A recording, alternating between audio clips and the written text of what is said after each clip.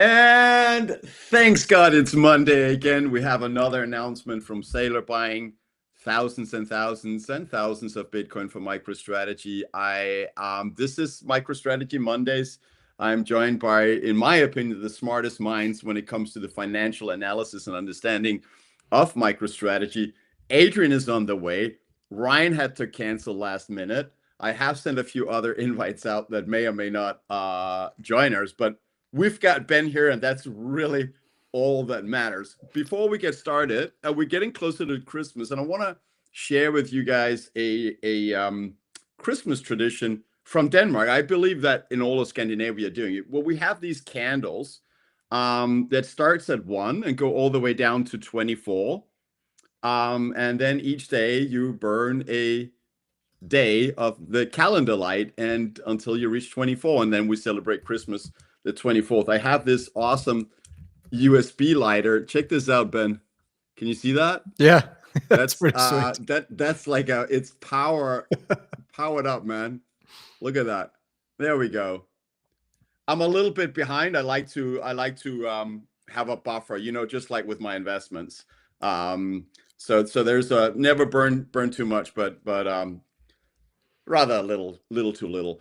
You know what I mean. Anyways, Ben, congratulations on QQQ inclusion on Friday. How I you know. feeling? I'm feeling pretty good. I mean, that was a nice. It wasn't unexpected, right? I mean, we'd been talking about it forever. You always have that little piece in your mind going, "Man, I've been covering this for months. Like, this is really going to suck if they don't get in." I saw no reason they shouldn't get in, but there's always that piece where you're like, "Oh man, like that would be a real bummer." But we're in, so it doesn't matter anymore, right? We're out. No, We did it. We're getting in. QQQ. That buying should already probably be starting. Goes through the end of the week, so we'll see what happens. But the 20th is really the official day, right? That's when reconstitution's completed for the Nasdaq 100, and so all the funds that are aligned to the Nasdaq 100 will be essentially shifting around their capital here for the next couple of days. So it's going to be interesting to see what that does to price action, right? You can sense that people are starting to grow a little weary of the ATM usage, yeah, right? But I'm yeah, going, this is what he said he's going to do, guys. Like, I don't think that, but when you see a guy like Saylor who goes all gas, right? It seems uh-huh. to me like he's really trying to push this through the end of the year, right? He's going to try to get as much as he can in this calendar year.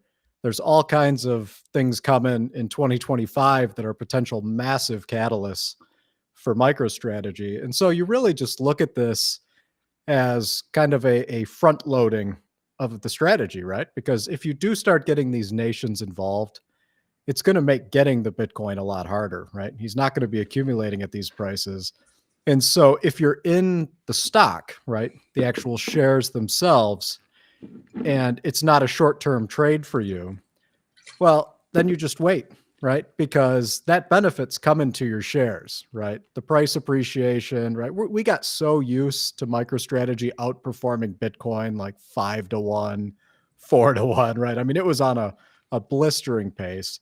And we lose sight of the fact that it went up like 100% in like the last 2.5 months. Like, you can't ask for a whole lot more than that out of an equity. It's almost unhealthy if it kept going straight up. I'd root for it, but it almost becomes unhealthy at that point, right? I mean, you just have to acknowledge that we've been on a tear right now. He's doing what he said he's going to do, which is accreting Bitcoin per share. And it's going to teach a lot of people, I think, a lesson about being short term in nature with this strategy. Because the problem is if you believe what he says, and he's given us no reason not to believe what he says, then he's going to do everything in his power to get as much Bitcoin per share as he possibly can. And that's going to mean that these ATMs are going to be a part of the reality. And you're going to have these periods of sideways price action, right? While he's capitalizing on that. And I think this one's unique because it is the end of the year, right? So I kind of expected that we'd get a little dampening here. But eventually, you just have to look at how he markets this entire strategy, right? Look at anything when he's talking to reporters, when he's putting out his own presentations. What's one of the main things he always harps on? And that's the outperformance of the equity, the outperformance of the bonds, which is tied to the equity against every other equity in the S&P 500, right? So to me, I take some comfort in having a long-term approach, right? Yes, I'll play some short-term options once in a while, sue me, I like excitement.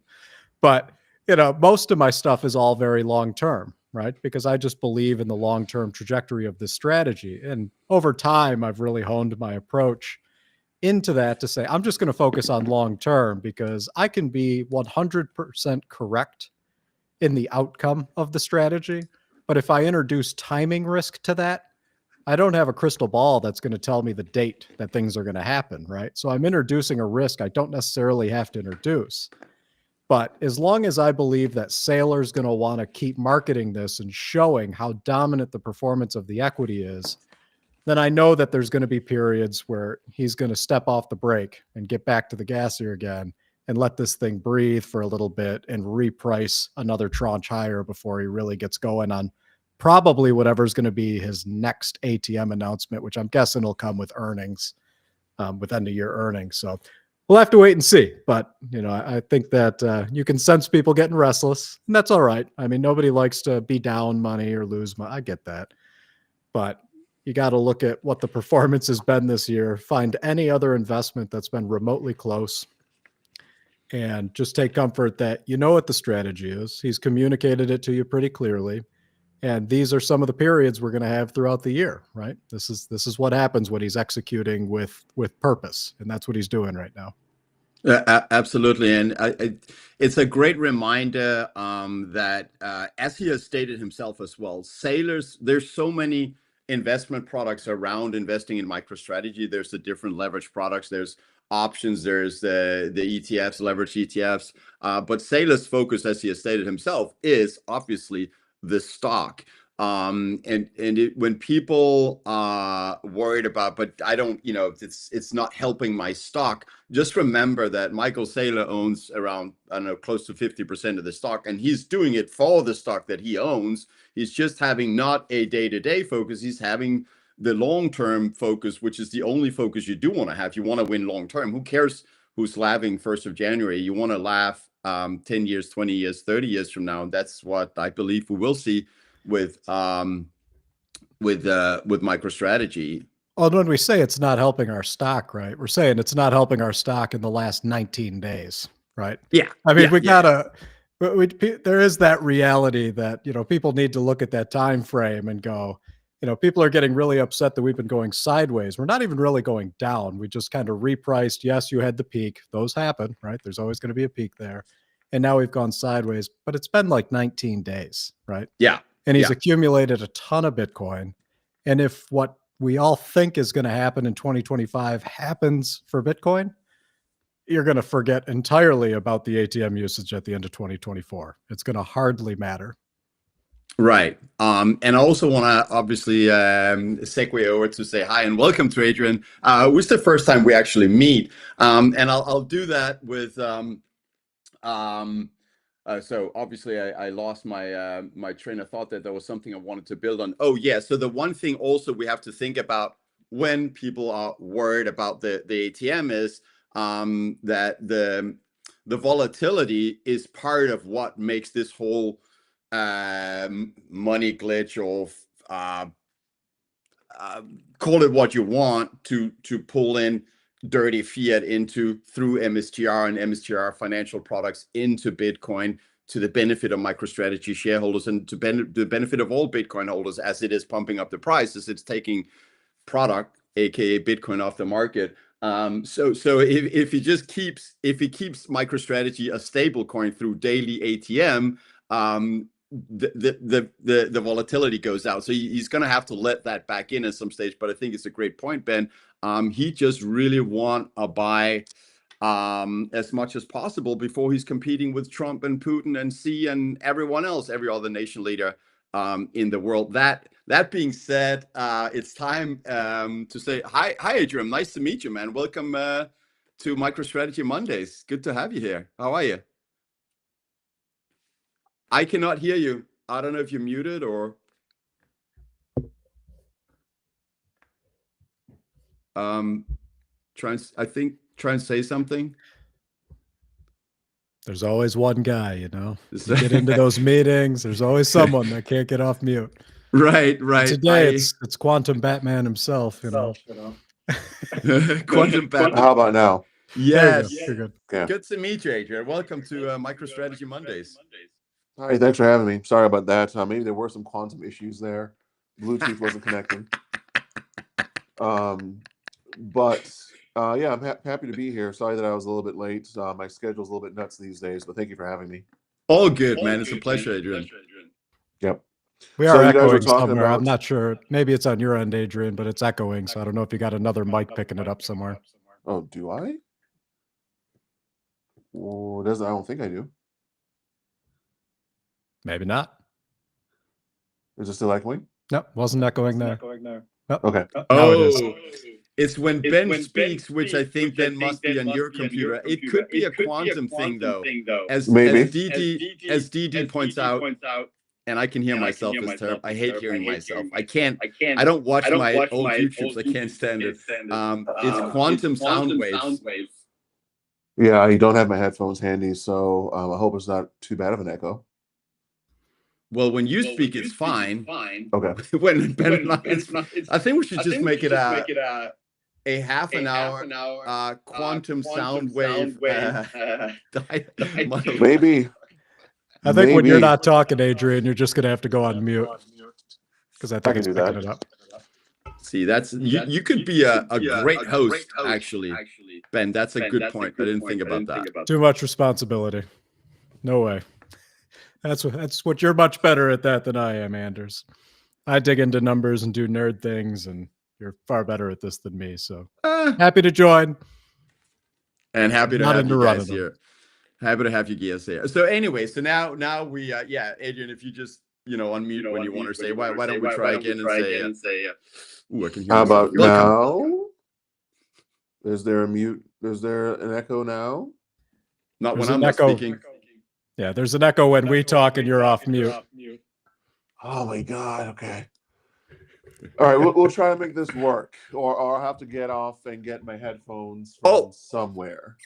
All you got to do, Adrian, is that when you're not speaking, you just hit the mute button. I know it may be your hassle, but that's the price of having quantum speakers instead of a headset. Seems like it. Yeah, but I think you guys were talking about all the people complaining about the price action, and my inbox has been hot all day with people saying his sailor hitting the ATM, like over and over and over, to the point where I just had to put out a tweet like, guys, y'all need to relax. We've had some amazing price action. We've had some really, really great returns. The world isn't ending. Just like Ben said, it's been like 19, 20 days. Just chill. We're going to be fine. And it's the same thing with people with Semler Scientific that were getting impatient as well. But now that Semler's doing well, everyone's fine. It's going to be the same thing for MicroStrategy. So I'm not worried about anything here. No, and also, actually, it leads me to a question I have for both of you, because I picked up online that there is a period where he cannot hit the ATM, right? And I want to ask you guys, when is that? Is that 2 weeks up to the earnings calls, or is there not such a period where he's not allowed to? Because I think a lot of MSTR shareholders are looking forward to trying to feel what the price will do when there's no ATM happening. Yeah, it's not a defined range, right? So everyone's looking for very specific dates that they're not going to be able to use this. The kind of courtesy period of the blackout is 2 weeks before earnings. Sometimes if you have big material announcements that are going to be coming with your earnings, then you might be shut off from the end of the year until your earnings announcement. So I've heard 2 weeks is kind of the standard that everyone tends to follow. 4 weeks is fairly customary. But if you have material information that's going to be coming out with your announcement, then until that announcement's made, you're kind of off the ATM. So if he's planning on perhaps ratcheting up another plan, right, he might be trying to get through this ATM by the end of the year, right? And then he's just not going to have one to use until earnings, which I think a lot of people would actually kind of enjoy for a while, right? He could still do a convertible offering if he wanted to, but he might not have an ATM until he announces the next one. Oh, there, it's back again, Adrian. There you go. But so, yeah, so I think that he's kind of rushing through this year, trying to use as much as he can. I think they're preparing for whatever the next announcement is, because 21-21, right? That sounded really ambitious until he got through half of that 21 here in, 3 months, right? So if they're considering that to be, material non-public information, that they're going to do these things, they might hold off until their earnings announcement, which is probably the beginning of February. So if I was looking for a next potential component or a potential time period where I think that they're going to be, pulling that, what I call inorganic selling, out of the market, I would guess it would be January. For sure, probably the second half of January, but potentially all of January. So maybe that's why we haven't seen them come out with a convertible note, even though they've got the space on the balance sheet. Maybe they're waiting to do the convertible note during that period when they're not going to be using the ATM. So we'll have to wait and see. Obviously, I don't know, right? I'm just thinking through scenarios, but because earnings will probably be middle of February, and if they are going to announce some really new, much bigger, much more ambitious plan, then I could definitely see them taking minimum 4 weeks off, but we'll have to see. Yeah. I that 21 42 billion total plan of ATMs and converts, when he came out with that in the Q3, I think on the next MicroStrategy Mondays we had, or I tweeted, I can't remember, but I remember saying like that's not going to last until the end of next year. But it's the same thing as with his, I mean, he's basically sandbagging, right? He knows for sure the demand is there for that amount. So it's always nice to say it a little bit lower, still big numbers, blow it out, 2 years in advance, and then just add new. Same as when he's selling the convertible bonds, they're oversubscribed every single time, and each time he tweaks the conditions to be a little bit better for MicroStrategy shareholders. Yeah, I joked right away when they did this, going, he's probably going to be done with the ATM by the end of the year. I can't say I actually believed it when I said it the first time, right? It was just kind of a joke, like, oh, he'll run through that in no time, and here we are, right? I was posted with somebody when I put out, excuse me, when I put out a projection where I thought they were going to get to 430,000 Bitcoin by the end of the year. And I thought that was aggressive when I did it, right? And I laid out the plan for how I saw it. And so, I made a joke this morning going, I put out a plan. I think through how to execute on it. I think it's ambitious. And then, I had to show the meme that says, am I a joke to you? Right? Like he takes my plan, he laughs at it, and he goes, way bigger. He'll probably get to 500 now. Like it's insane. But it's amazing how strong they're executing. And it's amazing when you think of how much of the ATM they're using, that really the share price has just kind of gone sideways now for a while, right? So the market's absorbing that much sell pressure, right? He's selling several $1 billion out of the ATM every week right now, right? And the market's just absorbing it. So there's still huge demand for the equity out there, right? That's getting proven right now. Absolutely. It's as far as I understand, QQQ inclusion it's $1 billion in demand. And as I understand it, it's not until next Monday that happens. Do you guys know exactly when the buying is happening, or do you think it's actually happening already now, Ben? I think it's happening already now. So once they announce the changes, right, there's an official date, which is the 20th, which is when it's completed, right? The NASDAQ 100 rebalance is completed. So I think that people are going to be buying all week. And it's much more significant than 1 billion, because what I was tracking was kind of the top 3 funds, just because I had to limit the scope of what I was tracking, because I just didn't have time to chase, all the different funds that are aligned to the NASDAQ 100.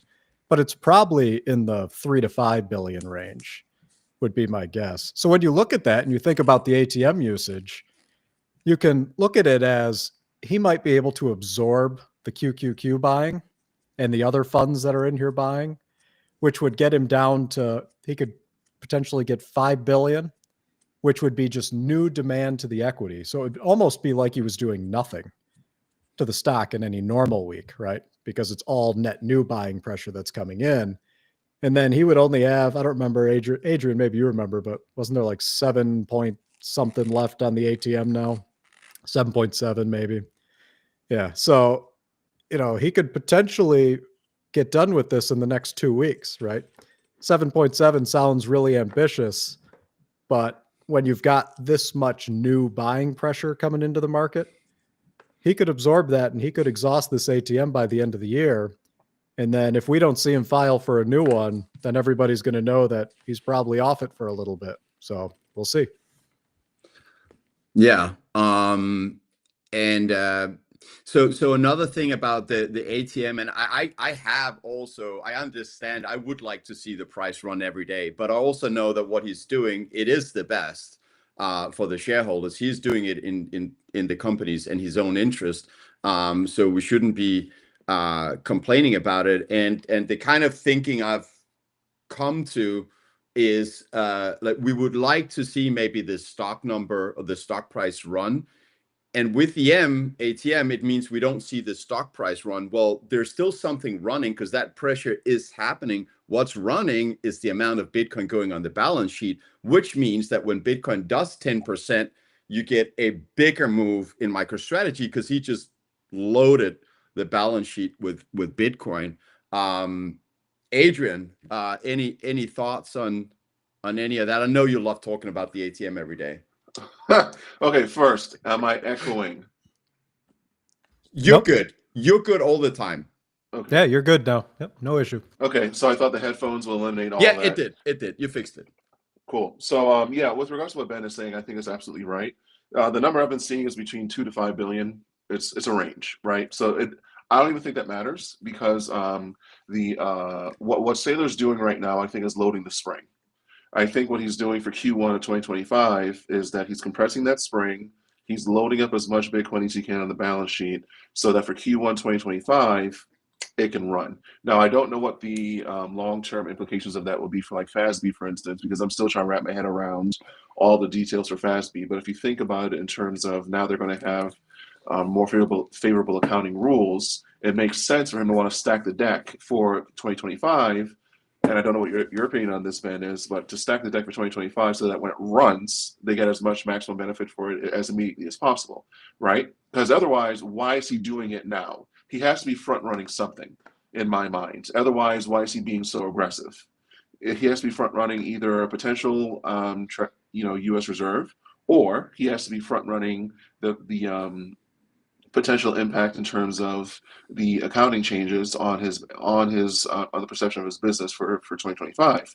Also, I think he's going to start changing the narrative on how people are perceiving the Bitcoin on the balance sheet and start really, really pushing the earnings narrative. That would be my guess in terms of what he's likely to change up for 2025 and be more aggressive with, because everyone focuses on the Bitcoin yield, right? And people are also focusing on the Bitcoin per share, but I think the Bitcoin per share is where the real tea is. He can use that as a form of earnings and say, take a look at all the earnings that I've produced per share in the form of Bitcoin for the shareholders, and that number is only going to become more and more ridiculous as Bitcoin's price appreciates. Now, of course, this is all dependent upon Bitcoin doing what we think it's going to do, right? Some people are saying Bitcoin's going to 1 million. I don't think it is. I think at the upper end, we're going to see is 250,000 to 400,000 is the range we're looking at. I also think we should prepare for max pain in the sense that we hit like 175 and then we just drop down to the 120s and we stay there for the next 2 years. Right, I think that'll be the max pain scenario where people in the market don't know what the hell to do. You'll have people shorting, you'll have people longing, and Bitcoin is still going to do this. And I'll be very curious to see what MicroStrategy does in that environment. I still think it will thrive in that kind of environment. So I'm not really worried about it. I think that once Q1 2025 hits, we're going to see a move. That's my guess. I think we're going to move up into the end of the year. And then by Q1 2025, we should see a larger move. I also think larger trends of seasonality for MicroStrategy lines up with that since 2020 when they adopted the Bitcoin Treasury strategy. Also, the seasonality for Bitcoin lines up with that as well, post-election years. I think we have a lot of positive tailwinds that are coming up, and people just need to just relax. It's fine. We're going to be fine. And if you are a believer in a long-term thesis, all of this price action right now should just be noise to you. If you are not a long-term believer and you're just looking for a number to go up, maybe this is not the time for you. This is not the investment for you because you're going to get chopped up trying to say to yourself, oh, the number's going up now, maybe I should sell. Then you're going to sell, and then you're going to end up, behind the 8 ball again, right? So I think everyone needs to really like lock in their investment thesis and then say to themselves, either you're going to be long term or you're going to be short term. If you're long term, this is all noise. I'm long term, Ben is long term, everyone in True North is long term. So we just kind of take this stuff in stride. Yeah. And keep in mind that when he's using the ATM, right, he's putting unencumbered Bitcoin onto the balance sheet with it, right? So he's stacking that. But you could also look at a world where, and this is not what I'm necessarily thinking is going to happen, but I'm just thinking out loud here. So where he could use this entire ATM right now, and then because he has all those Bitcoin on the balance sheet, any improvements in the price of Bitcoin lowers their leverage ratio, right? So he could essentially let the price of Bitcoin start to take over. We're already seeing all kinds of other corporations coming into the market now and putting a bid on Bitcoin, right? You've got a lot more of the convertible bonds that are being issued. You've got a lot more ATM usage being issued from other companies. I think we're probably going to see a few more of those. But if he wrapped up the ATM this year, he could essentially use the first several months of next year just with the convertible bonds to reset the leverage ratio. Because I think right now, I'd have to look, but I think they're probably at 16.5%, right? Well below the 25% target, maybe 17%, somewhere in there. But so they're well below that 25% range that they normally hover around. And all these price improvements in Bitcoin free up space on the balance sheet for them to issue more convertible debt. So it could be that right now they're using this ATM aggressively because they can do it really fast coming into the end of the year. And then we get into the new year and you see them not on an ATM, and you see them doing several convertible debt offerings here in the next first months, but they'll be several $1 billion each, right? They might be $3 billion a piece. Maybe we see 2 or 3 of them. So it's there's a lot of ways that this could play out. And I don't think that we're necessarily going to get it, telegraphed to us exactly how they're going to execute on this. But there's a lot of possibilities that where I could see scenarios where the price finally gets some room to breathe again. Yeah, we were down at like $133 in September, right? Now we're at 408, right? We've run a long way, but I'm like everybody else. I would like that number to continue going up, right? I don't necessarily love the sideways action all the time, but I know what causes it, so it doesn't really give me any heartburn because my long-term thesis relies around the success of Bitcoin long-term. I'm pretty comfortable just sitting here and waiting, right? Because I don't think this thing stays still forever because that's not the design. The design's to move and to move a lot. So I think it'll get back to that. But I think it's a great point, Ben, that buying this aggressively as he is right now, to the extent that even us Bitcoiners owning the stock a lot are like, why is the price not going up more? Damn the ATM. But the Bitcoin now becomes so much on the balance sheet that, as you pointed out, now the debt compared to the asset of Bitcoin on the balance sheet has become so low that it's really opening up the possibility to do a lot of convertible bonds, a lot more than if you hadn't done the ATM. And the convertible bonds are, I think we agreed on that last time you won, Ben, like is actually kind of even better because of the conditions of being improved. It's less dilutive. It's amazing to borrow money at 0 for 5 years and have a gap on the premium at which it converts. And then on top of that, when the price run of Bitcoin, that gap, which is, you say, is now only 16% that he has of debt compared to the asset. Once Bitcoin runs, there's going to be double-digit billions in there that he can go and do convertible bonds on without putting the leverage under pressure. And we spoke about front running earlier. I mean, Trump is taking office the 20th. There's pretty positive speculation that he wants to buy a lot of Bitcoin for United States. And Putin is not stupid. Neither is Xi in China, if that's how I pronounce his name. They want to have Bitcoin as well. I mean, to me, those 3 countries and others competing to stack Bitcoin on a national level kind of ends the 4-year cycle theory, which has not been theory, but in practice the last, right? It could end the bear market, but What's your thoughts, Well, Adrian? well, so here's the thing with the nation state adoption, right? I think nation state adoption is coming regardless. Um, I actually, in my mind, I put the United States adopting this treasury model in size aggressively at about 10 to 20%. Now, that's not me being bearish. That's just me being, we're dealing with politicians, okay? So for me, my bullishness is less dependent upon that outcome. Now, when people mention the other nation states, for instance, with China, I don't see China adopting Bitcoin at any time. Everything about their government is totalitarian and centralized control. Bitcoin is the antithesis of that. So giving their people access broad spectrum to a money that is hard for them to control or impossible for them to control isn't something that I think lines up with their overall thesis. And with regards to China's relationship with Bitcoin in general, Bitcoin's already in China. It's been in China this entire time. Even when they banned mining, Bitcoin transactions were going on in China. So the Chinese government doesn't have an interest in it. Now, when you talk about Russia, or we talk about like the Middle Eastern countries, like in the UAE, and so on and so forth, I think that's far more interesting. And I think that if the U.S. does do this in size, that's really going to kick one of them up into high gear to say that they need to really adopt this strategy, right? So we have that piece of the puzzle. I also think what Saylor is doing, besides potentially front running a Treasury Reserve or front running, more favorable accounting rules or front running more favorable Bitcoin price action, is that I think he's relying on the Bitcoiner model. And what I mean by that is we're going to buy shares and we're going to hodl.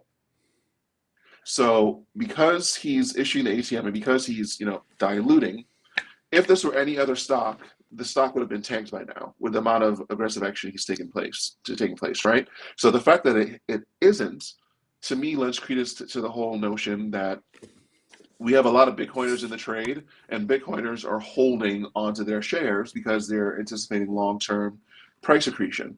The people in my inbox, no offense to anyone in the chat, no offense to anyone watching, are newer in the space to Bitcoin and to MicroStrategy. Anyone that I've talked to that's in MicroStrategy that's been through more than one cycle, they kind of look at this price action like, whatever. They don't really care. So I think Saylor is also banking on that as well. He's banking on that there's a lot of Bitcoiners in the trade, and we're the nut jobs that we are, we're going to hold on to this stock, and we're going to want to see what he's going to do with it. So I think that there's just a lot of positive that goes into this going for this trade right now. And I really believe that people are being too short-sighted by getting concerned by it. End of next year, I am not going to make any predictions because I have been. So if you've been watching anything I've been doing, you should know what they are. I think we're going to be in a very, very good position. It is not impossible for us to double or triple from here, right? Conservatively. Just sit on your hands, buy when you can buy, ride out the wave, we'll be fine. All this talk about the ATM and all this talk about worrying about what's going on here and there, I think that's taken away from the larger investment thesis. And the ATM serves that purpose, right? Eventually, we're going to be at a point where Bitcoin is, 400,000, 500,000, so on and so on and so forth. What's Bitcoin per share going to look like then? You're going to look at 0.00 blah, blah, blah, blah, blah, blah, blah, and it's going to be $1,000. So people need to have a very, very long-term view of this. Right now, it's only at like about 100 probably or something like that. I just posted the numbers. I need to look at them again. And I think, Ben, you posted these today as well, the Bitcoin per share numbers. So think of it in terms of, let's fast forward to 2028. You have X amount of MicroStrategy shares. Bitcoin is at $400,000, $500,000. And your Bitcoin per share, you're looking at it, it's 0.000028, blah, blah, blah, blah, blah. But that translates to $1,000. That translates to $800. That translates to $1,500. Who knows? You'll have that much exposure via your shares of MicroStrategy. That does not mean you have a claim to ownership. That just means you have price exposure to it. That is something MicroStrategy can use as forward earnings. There's all kinds of positive headwinds that we have coming in for MicroStrategy right now. And just to add to that, I just checked mstr-tracker.com, and right now there is 157,000 Satoshis per MicroStrategy stock. And for those who don't know, there's 100 million Satoshi on one Bitcoin. So, yeah. Yeah. So at $400,000, if they didn't buy a single other Bitcoin, right, your holdings under your share would be $628, right? There you go. On a fully diluted basis, right? Fully diluted. So yeah, I mean, a lot of it all depends on what your view is for Bitcoin. I have a slightly higher probability than Adrian does on the nation state stuff, because I think you're kind of in this quiet standoff with all the superpowers where you're not going to be the last superpower to enter the game, right? So if I'm China, I'm kind of waiting to see how strongly does Trump signal that he's going to be doing this, right? And it's going to be a couple months here before it's even really a possibility for Trump to actually do anything. So I think they'll start watching pretty closely, but they would fall in a very similar category to the United States, where they'd be buying as a defensive buyer. It might not be that they have any intention of using it. It's just that they don't want all the other superpowers in the world to start accumulating Bitcoin and them to get caught with none, right? So you get into this position where you really just have a choice to make, and it's either we're going to get into the game, even if we don't think we're going to need it, right? Even if we don't intend to, do trade in Bitcoin or whatever it is, but you just don't want to be the only one without it. So because we know Russia is already mining it, right? That's a pretty big deal if you're the United States. You got to look at that, because if anyone's got it out for the US dollar, it's Russia. So when you start looking at that, and China is a part of their, alliance over there. So I wouldn't be surprised that China's quietly already doing this. But once Trump signals that this is real, that he's actually doing this, all bets are off, because now you just have to have it just in case he's totally serious about it, right? And things can get really nutty then, because as we've all learned, price trades at the margins, right? It's only the Bitcoin that are available. And if the goal of the buyers in the market is just to get it at any cost, things can get real crazy real quick. So I like firework outcomes, right? I think that's kind of a fun way to think about it. I temper all my. Let me see if you're trying to recreate them. Yeah, I'm trying to recreate it. I think no. Usually, two thumbs give me the. It normally does. Sorry to interrupt you, man. No, you're good. But there it is. Now we're talking. Now we're talking. Oh, we're talking. Yeah, there we go. Yeah. Boom. So I probably put it in the 40% range that the U.S. actually does this on some scale. I don't know that they're I know Sailor's trying to talk them into like 8 million Bitcoin or something, but I think the Lummis bill is probably the one that has the best shot, right? So, which is still 1 million Bitcoin, which is a ton of Bitcoin, right? Think of all the purchasing MicroStrategy's been doing, and then more than double it, right? That's a huge buying pressure entering the market. So there's a lot of things that could happen, and we all seem to be of the same mindset, not necessarily that it means only good things are going to happen in 2025, but that we're going to get a lot of answers in probably the first half of 2025, where we now will have some type of plan that we can digest, right? Either he's just going to ignore it completely, and we're going to be able to pick up on that pretty quick, or he's going to start marching towards it, and he's going to really establish that we're going to be a leader in this. And then that messaging alone should get a lot of other people in the market, companies too, right? The legitimacy that brings to an asset class. If you're a corporation sitting on the sidelines because you're unsure how the U.S. views it, that changes things, right? Because if the country you're in, if you're in the U.S. markets, and now that government's saying, not only are we going to support Bitcoin, we're also going to own it ourselves. Well, there's free reign for corporations to say, we should probably hold on to some of this, right? So there's a lot of game theory left to play out. And I think 2025 is going to be a big clarity year for where Bitcoin's going and how fast. I think. Go ahead, Adrian. No, okay. Go ahead. I do agree with Ben that even though I put it on a lower probability around the 20th percent, and he's like 40, we both do agree that if it happens, yeah, all bets are off. All hell's going to break loose in the best way possible, right? So the buying pressure on it will be.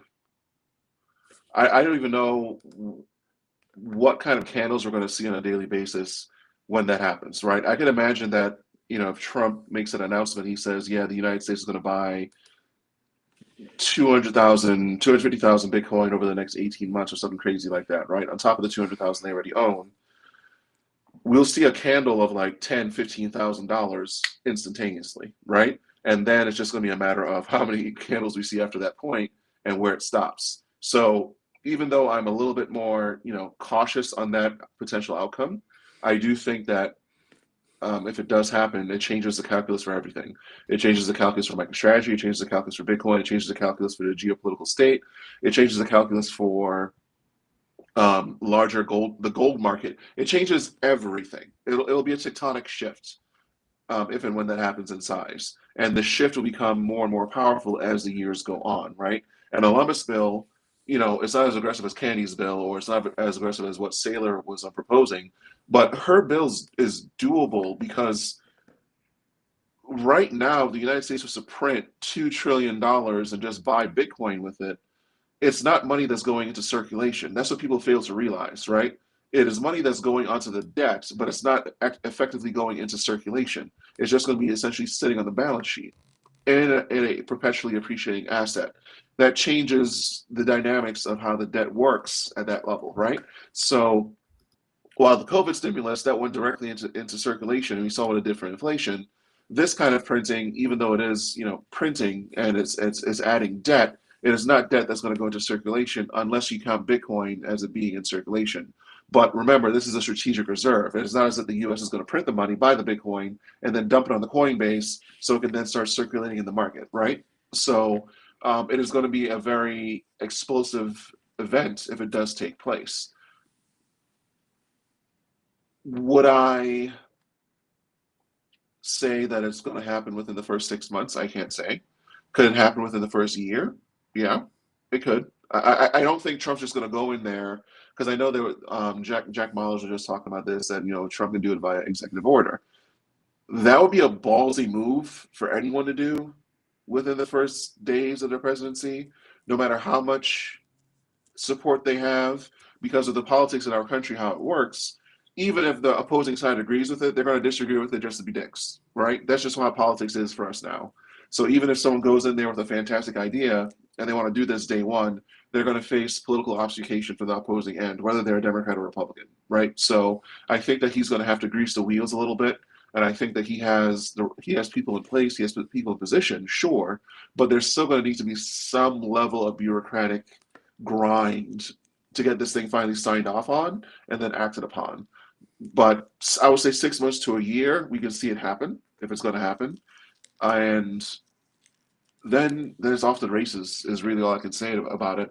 And like Ben was saying, once we do it, someone else is going to have to do it, because they're going to be at the table. They're not going to be at the table of this new market that's being created. So it's a very interesting potential outcome. I was thinking about it a little bit, because you're trying to think, how would the U.S. get their hands on all this Bitcoin? And I don't see a world where the U.S. is out on Coinbase, right, running TWAPs trying to buy Bitcoin. So I think it actually happens differently. Buying OTC. Yeah. And maybe they'll go OTC. Who knows? But I think that you start to look at a shift in incentive structure. And it could be something that they put into like a tax structure where you can get yourself a lower tax rate if you pay it in Bitcoin. And they can try to incentivize people to get the Bitcoin over to them that way. I haven't really flushed out the thought process, but it seems to me that because the U.S. and the people in the U.S. and the companies in the U.S. own so much Bitcoin, that if they were going to try to get their hands on 1 million of them, you're probably looking at trying to do it in a more, I'll put it in quotes, friendly manner, where you're not just going out and buying on the open market, but you're rather trying to incentivize your own citizens and your own corporations to say, why don't you guys buy the Bitcoin and then pay your taxes in it, and you get a 50% reduction on your tax bill for the next 4 years, right? Or 5 years, while they're trying to get to the 200 a year.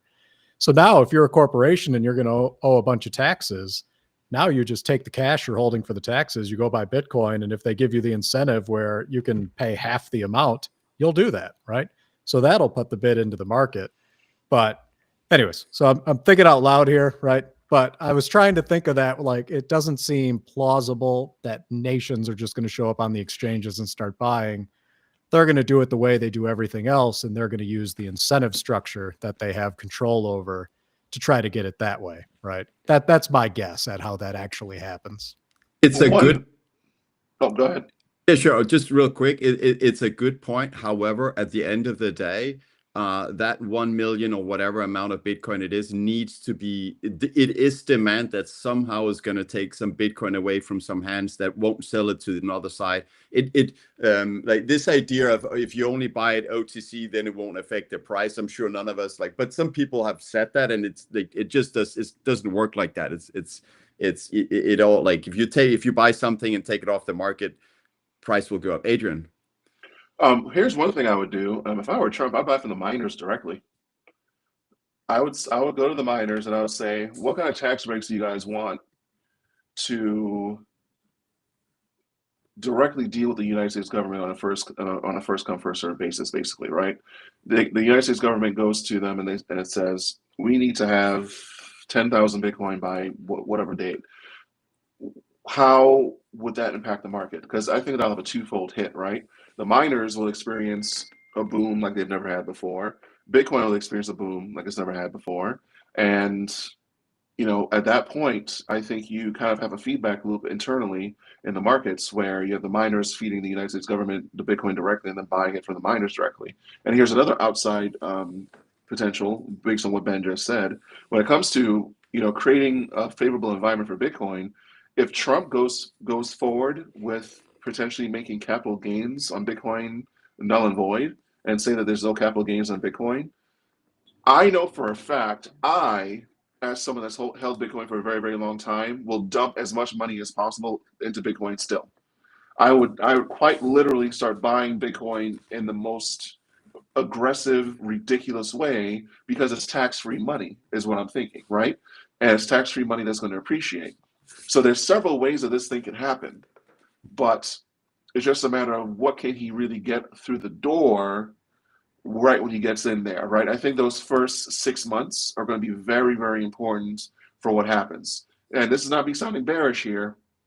If the first 6 months to a year of his presidency goes by and he doesn't get this thing rolling, then I become very, very skeptical if it's going to happen, right? Because basically the first year, you're going to have a lot of political goodwill. You're going to have a lot of support from your base. You're going to have a lot of supports and power that you can leverage politically in the news outlets, in the media, so on and so forth. If he doesn't leverage that fully and get this thing moving by then, and if he doesn't really stand hand to hand with Cynthia Lummis and stand hand to hand with the politicians that are supporting this, then I say to myself, you're kind of stacking the deck against you for getting this thing rolling. So I saw some comment in the chat. The chat is great as always. About Trump couldn't get the wall built. How is he going to get all this Bitcoin bought? Like you need the collaboration and the support internally. But the one thing that is different now is that Trump got the House and the Senate. So this next 4 years, Trump can run his policies as he wants to. Personally, I think it's going to be the best 4 years presidential period ever in American history. It's definitely going to be interesting and exciting. Ben, I know you got to run at some stage. You say when? Yeah, I'll have to run here in just a minute, but I'll just make one comment because I've seen a bunch of people, comment on the podcast that I just did not too long ago, and it was just I'll tell the story because it was a little bit funny, right? It came up really last minute. Just asking, hey, could you come in and do this podcast? And I knew Ben Askren was going to be there for that one, but I showed up and I walk upstairs and you walk into the green room and there's Jack Mahler standing there, right?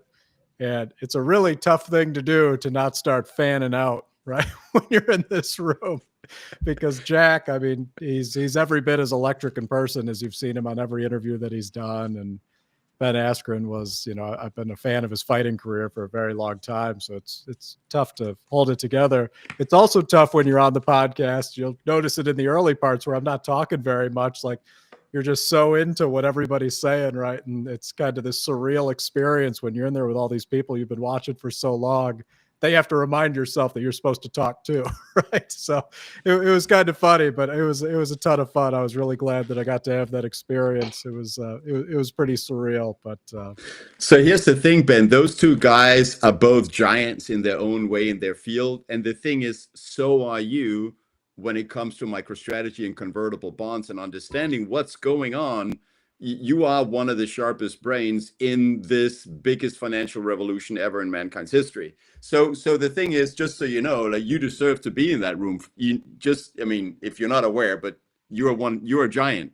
And also, I did see the photo. You are what, 6'5", 6'4", something? I'm 6'3", which, believe it or not, in the area I live, there's a lot of Dutch around here, right? We've all got, we all go back to the Netherlands, but, there's a lot of really tall people that are in my area. So I don't notice it here.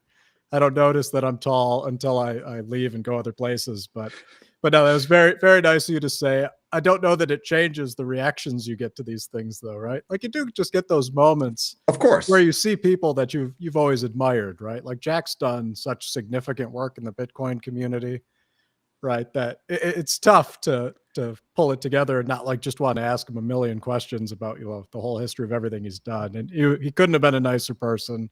Ben couldn't have been nicer people. I mean, it was really cool. I was really happy to be a part of it, and it was very nice of you to say, Anders.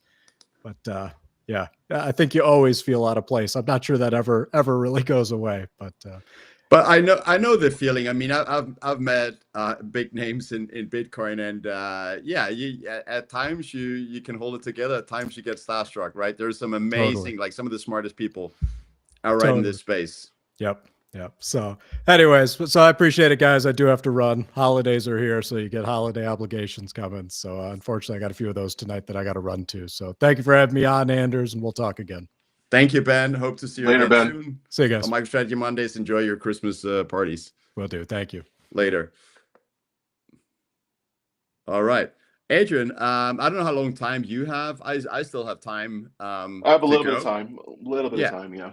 What do you have? Oh, you can let me know. What are we dealing with? 5, 10 minutes, 15 minutes more? Yeah, about 5, 10. Yeah, I would say. Okay, cool. That's awesome. So one thing I was thinking about as well there, got to be careful not losing my train of thought. Yeah, no, I remember. I recall it.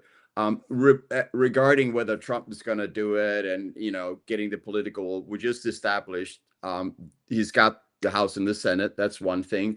Another thing is also Trump's personality. He doesn't want America to be second best. Like, he doesn't want anything to be. He does not want U.S. to be behind any other country when it comes to something that at the presidential level is understood to be important. Like, Trump knows it's important. RFK Jr. ran on saying 4 million Bitcoin in American reserve, which is very hard to do without like pushing the price to who knows what, $5 million per Bitcoin, right? Like, that's the price would have exploded if we got 4 million. Yeah, they'd probably run out of steam or ink in the money printer before reaching 4 million. I mean, I don't know. We'll see what happens. But as we spoke about before, I think it was Ben that said it. 2025 is gonna be, as a Bitcoiner, it's gonna be it's probably gonna be the most interesting year in Bitcoin that I have ever witnessed and may ever have been here. There's so many things. I would agree. Right? Yeah, I would agree. I think that 2025. So I've been in the space since about 2012, right? So from my perspective, this whole thing is still somewhat surreal, which is why I'm being more measured and cautious. Also, that's just my nature. I'm more of a rational, cautious person by nature. So when it comes to the tailwinds that we have with regards to Trump, with regards to the potential Bitcoin reserve, with regards to all of these potential activities, when I take them in aggregate and I really think about it, I'm just saying to myself, wow, this is the first year where we've had change in the SEC that's going to be positive.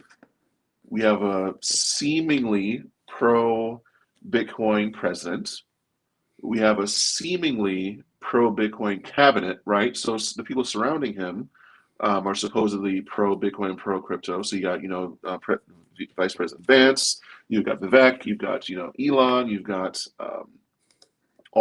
Cynthia Lummis, you've got all of these individuals that are going to be, in his ear that are potentially pro Bitcoin and pro crypto. We are in the year after the halving, right? Which is typically the year where the price activity really, kicks off.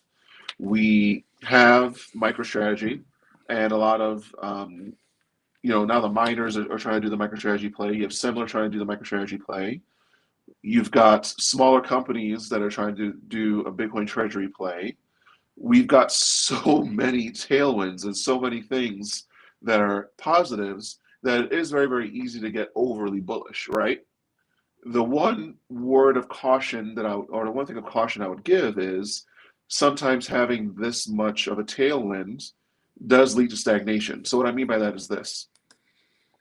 When it comes to, the potential for the 4-year cycle to end, I think that's very, very possible. But I don't think the 4-year cycle ends and it's up only. I think the 4-year cycle could end that we get up to like a 150 to 200,000 range and we just stay there till the next cycle. We literally just do this till the next cycle. And that's what I was saying earlier. That'll be the Max Payne scenario, right? Because the shorters, they will be trying to short it and they will get nowhere. The longs, the bulls, will be trying to push the price up and they won't get very, very far either. And it'll be the patients in that market that survive. Because if you're looking at 2 to 3 years of the price just ranging between a range and not moving, I think that's not going to shake a lot of people out, but it'll piss a lot of people off. But I think long term, that actually works our advantage because come the next cycle, we are now not starting from the bottom, we're starting from here, and then the likelihood of us exploding all the way up very, very violently becomes a much, much more likely reality. So I think we are potentially in a win-win-win scenario, no matter what comes out, which is a first, which is why I'm being very, very cautious. Do I think it's likely? Yes. Do I think that things are going to go our way? Yes. However, I'm taking it as things come. I'm being very, very prescriptive of what I think, what I do. Yeah, no, and it's very reasonable. And that reminds me, Adrian, that I have before called you voice of reason. I think you are I try to voice be. of reason. And that's Yeah. good. We need some voice of reason in the space. And I think it's always healthy to be a little bit careful and conservative. And let's say you're conservative in this trade and not looking at leverage products like MSTU, MSTX, call options, and just own MicroStrategy. Still being conservative and just owning MicroStrategy is still potentially going to give you 500x over 20 years or something like that. Probably. I mean, yeah, we'll see. And you can talk about inflation adjusted. The numbers are so big it doesn't even matter. I mean, right now MicroStrategy is around 100 billion. It's going to be the most valuable company in the world, in my opinion. I think everyone who's been on MicroStrategy Mondays agree to that. It's a matter of time, right? Because no one can hold the amount of Bitcoin that they will reach at this break. What is that expression? Here comes the language barrier, Adrian. You got to help me out. The breathtaking speed. There you go. Or do you mean the breakneck speed? It could be breathtaking or it could be breakneck speed. You can go either or. All right. Let's just do both. Why not both? We'll take both. Yeah, and even though I'm cautious, I want people to understand that caution doesn't mean fear. Caution means going into something, being aware of this of the scenario you're going into, right? So I'm the kind of guy that if I go skydiving, I'm going to have 2 safety parachutes. I'm also going to have a fallback plan if those fail. That doesn't mean I'm afraid to go skydiving. You know what I mean? So when it comes to MicroStrategy, I actually don't think it's that risky. I think that altcoins are still more risky than MicroStrategy if you take a look at what's going on with the meme coins and so on and so forth. It's garbage. Basically, yeah, MicroStrategy is volatile. It's highly volatile. It is not risky in my mind. So, and when I say not risky, I don't mean it's totally free of risk. What I mean is proportionally with regards to Bitcoin, in regards to MicroStrategy and them being a levered Bitcoin play, I think that is a tolerable risk. Something like dog with hats or whatever, I'm not going to put $2-3 million into that. I'm just not. But that to me is real risk. MicroStrategy is volatile, so that's why I always differentiate the two. No, I totally agree with you. I think, it may come back and hit me, but I do consider MicroStrategy, and I could be wrong. It's not financial advice. I personally consider that a a very safe investment, a conservative investment that does though have an insane upside. If you compare that to the leverage products, then MSTR itself is, in my opinion, very safe, yet with a enormous upside.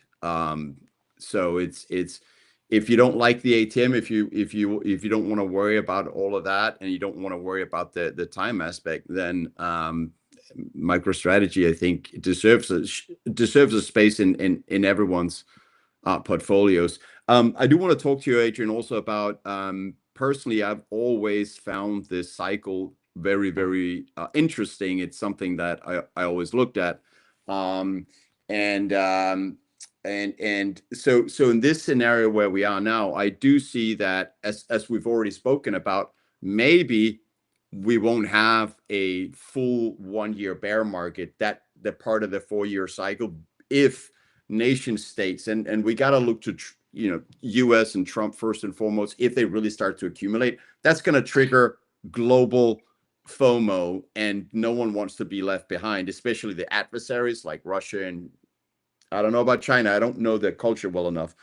Nevertheless, that could cancel out a bear market if they don't start buying in US aggressively in 2025. I personally think that I'm looking to October as the top. And the reason I'm doing that is the 4 year cycle actually is a little bit less than 4 years. We both know that on average the blocks are found less than 10 minutes. So it is 4 years kind of set up to be, but because price is moving up and miners put in miners in anticipation of that, we are having block times a little bit less than 10 minutes, which means that the halving actually happens a little bit shorter than 4 years. We had, let me see if I remember top of my mind, this year we had the halving US time. It was not 420, it was close, it was 421, I think.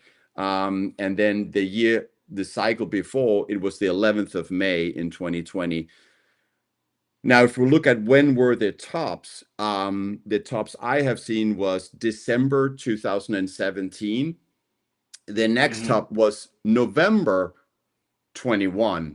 So you cut off 1 month. And of course, I can't know for sure that, again, another month will be cut off.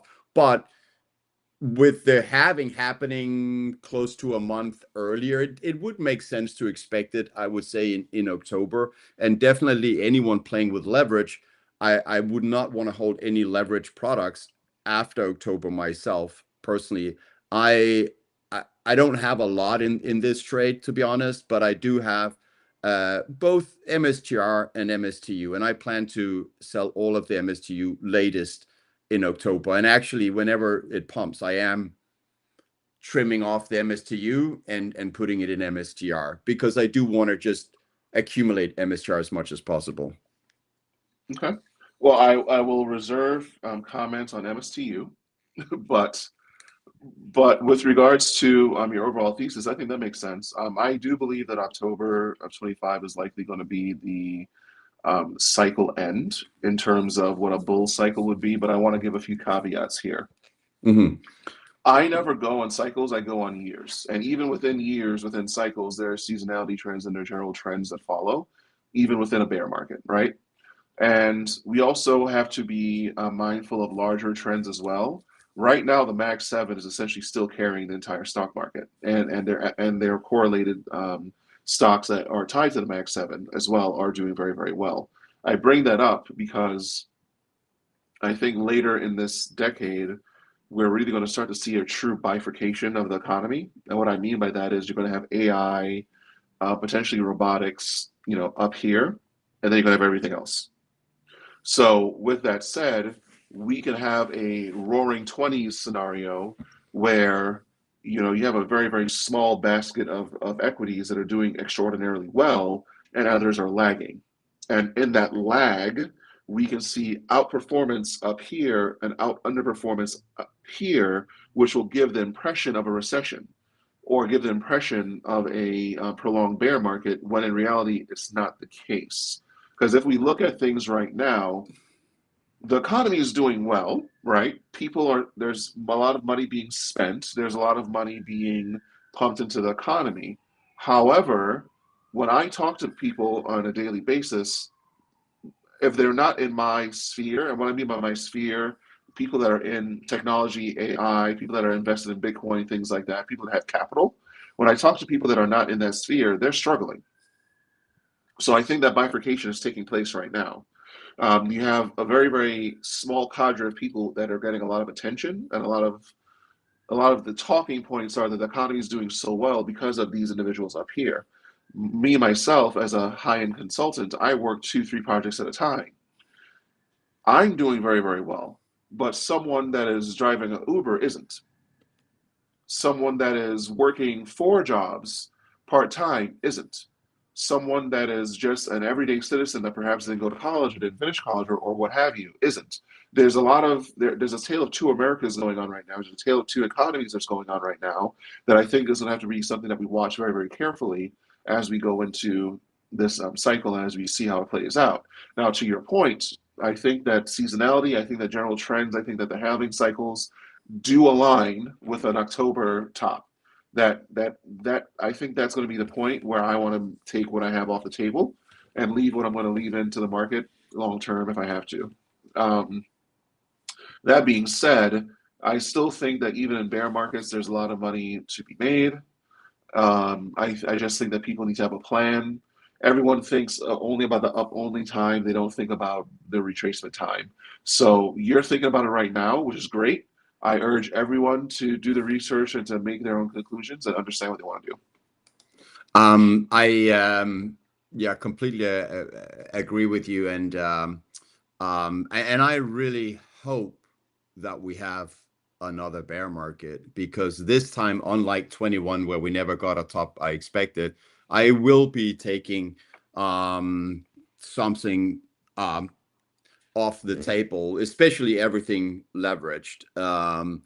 And I would love to see a bear market where MSTR goes down to MNAV1 or something, and then pile in on leverage. And I'm not saying it's going to happen. I don't expect it to happen. I'm just saying I would love to see it. And yes, it's one of the reasons I call you Voice of Reason, because you have given out very good cautionary commentary on the leveraged ETF. I know how you feel about them, Adrian. They have risk and decay and different issues there. Again, for me, this is relative. It's not a lot of money, so I'm having fun with it. I will say that if, which I hope, we do get a significant bear market in 26, I doubt it, I hope it, then when I once again when we get near a bottom, pile into leverage, that it would probably be MicroStrategy call options instead of MSTU, or maybe I'll do some of both. I mean, anything can happen before then. But yeah, just saying, in terms of, I know there's significant issues with 2x leverage products. Yeah, absolutely. And I never want to tell anyone what to do. I just want to make sure they know what they're doing when they do it. Yeah. So that's why I put out the Absolutely. information and, make everyone aware of what I can when I can. Yeah. So to this question right here is the reality. Oh, that's a good name. Here's the reality. Here's the reality, actually. Ryan had a kind of family emergency situation, so he couldn't make it. But everyone should know by now that Ryan is my #1 clickbait. I'll throw him in the title. People will come in, and then maybe he shows up, maybe he doesn't. No, I'm just kidding. But he had something, so unfortunately he had to cancel. I did tweet it out as a reply on my tweet saying he was going to be here, so there was an option to see it. I love Ryan as much as the next guy, and hope he's here. Enjoy when he's here, and hope he's here, as often as possible. Bitcoin Graffiti says, I like the thrill. I'm not quite sure which thrill it is, but I do like the thrill. So probably the Lovers Place. That's the thrill that you're getting. Yeah. I will say, Adrian, that one day where MSTU went up 64%, it was nice. The euphoria is fun. I'm calling my buddies, and the Scarface meme where he's talking to the Colombian drug lord, and they're just laughing. Like, we're having phone calls like that. Me and Luke, where we're just laughing for 1 minute. Not saying. Don't get me wrong. I've used the Lovers Place, but I've used them for 1 to 3 days at a time, and for 3 to 7 days at a time. I get it. So you can definitely use them to make money. I just want people to be informed when they're making those decisions. But sometimes when I try to inform, I get into more trouble than it is, because I tried to inform people on other things like the power law and quantum computing and all that stuff, and I piss people off when I do it. So maybe I should stop informing. But no. And by the way, that was so funny, Adrian. I was watching the MicroStrategy True North from last Wednesday, where you were explaining quantum computing, and I love, because Jeff is so good, and he's super smart and super professional. And I remember he said, like, he was taking note when you started off explaining how quantum computing works. And it's like, all right, ones and zeros, and then going through it, and then okay, I'm just gonna leave it at that now, because it's hairy business. It's complicated. It's physics. Yeah, and here's what I'll say on all of that, because we don't have to get into the quantum computing explanation again. But what I will say is this: there's a trend in the Bitcoin community and in the finance communities as well, for individuals that have large followings to do anything they can to keep their engagement up, right? I urge people to notice a trend here.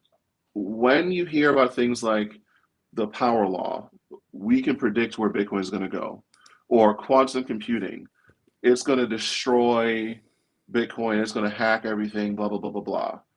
Be mindful of the motivation of these individuals as to why they're putting this information out and why they're putting this stuff out. No one's explaining this. They're just putting out a chart with fancy stuff on it and fancy words and fancy graphs and saying, I'm smart, listen to me, right? I try to explain what these phenomena have behind them, and I try to explain power laws, and I try to explain quantum computing, and I'm told by those individuals that I don't know what I'm talking about, or I'm using ChatGPT. So it puts me in a position where I don't want to say anything, but I am forced to say things because I just get fucking annoyed by it, because I'm seeing it and I'm just like, you are full of shit. I know you're full of shit. This needs to have someone being a counterweight to it. So, it is, yeah. But it's perfect. It's in your it's in your nature to not want to let the BS fly, but set it straight, and the rest of us get to enjoy picking your brain. And it's a little funny because nobody understands it. So and the words and the comments you guys had in the chat were lit. Well, I didn't understand it. I wrote about quantum computing for the first time last cycle in 2021.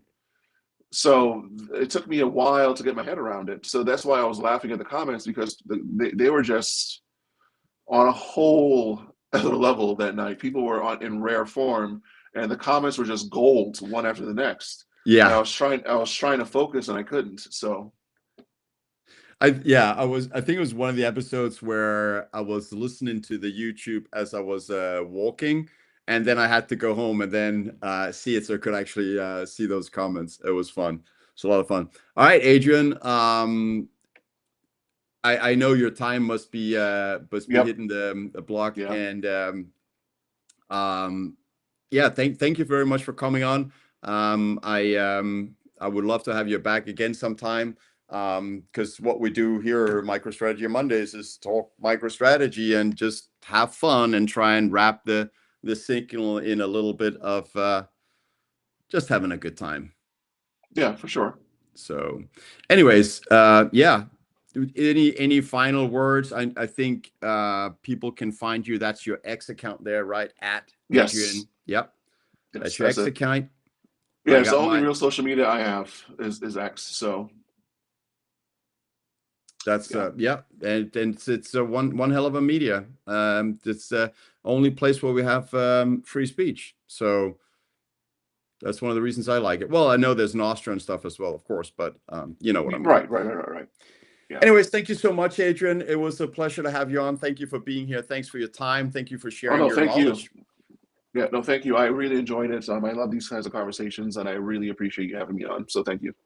For sure. And also, I just want to tell people that every Wednesday, a group that both Adrian and Ben and Ryan and Jeff is part of is called MicroStrategy True North, which is great MicroStrategy content as well. I'm just a little fun cone over here on Mondays. So on that note, thank you for watching. Thanks for the comments. Thanks for the entertainment. And